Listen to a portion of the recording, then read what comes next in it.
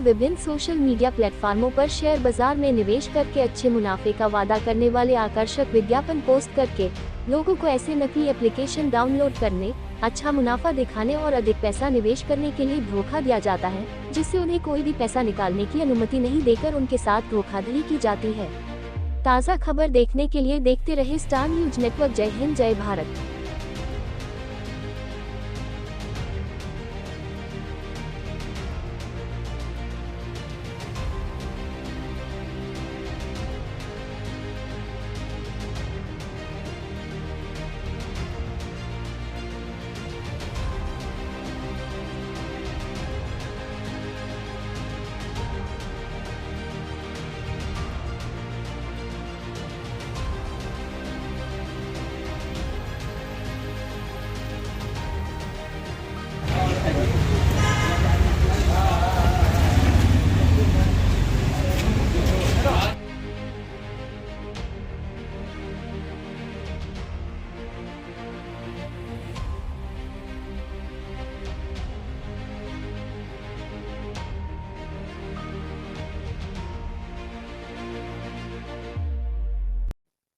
Okay रोज जी sir.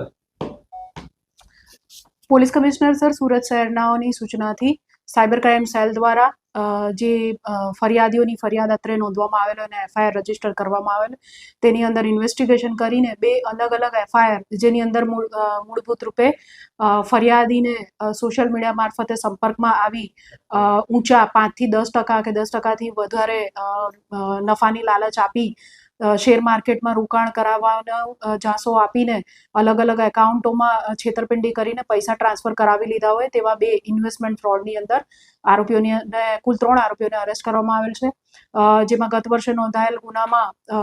કુલ 2 આરોપીઓ જે ચંદનસિંહ અને ગજેન્દ્રસિંહ જે મૂળે રાજસ્થાનના નિવાસી છે અને પોતાનું એકાઉન્ટ ભાડે આપીને આગળ સાયબર ક્રિમિનલ ટોળકીને એકાઉન્ટ કમિશન પર ભાડે આગળ પાસ કરીને આ બંને ગુનેગારોએ ગુનો આચરેલ અને એની અંદર લગભગ ફરિયાદી સાથે 21 લાખ રૂપિયા જેટલી રકમનું ઇન્વેસ્ટમેન્ટ ફ્રોડ થયેલ હતું, તે બંનેની ધરપકડ કરવામાં આવી છે।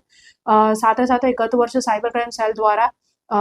ઉત્તરાયણ પોલીસ સ્ટેશન વિસ્તારમાં એક રેડ કરવામાં આવી હતી, જે અંતર્ગત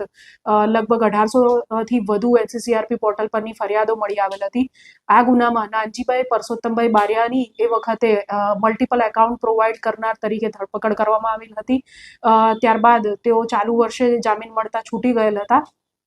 તેઓની વિરુદ્ધ વધુ તેમના એકાઉન્ટ બીજે ભાડે આપીને સાયબર ક્રિમિનલ્સને જે છે મિલનદરજી ગેંગને એકાઉન્ટ પૂરું પાડવાની પ્રવૃત્તિ એમણે ફરીથી કરેલ હોય, તેઓને પણ ફરીથી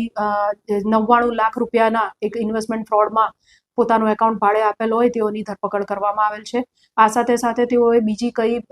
સાયબર ક્રિમિનલ્સ સાથે જોડાયેલા છે અને બીજા કયા એકાઉન્ટ ભાડે આપ્યા છે કે બીજા કોઈના બીજી કોઈ પણ ક્રિમિનલ એક્ટિવિટી સાયબર ક્રાઇમને લગતી એમાં તેઓ સંકળાયેલ છે કે કેમ એ અંગેની તપાસ ચાલુ છે।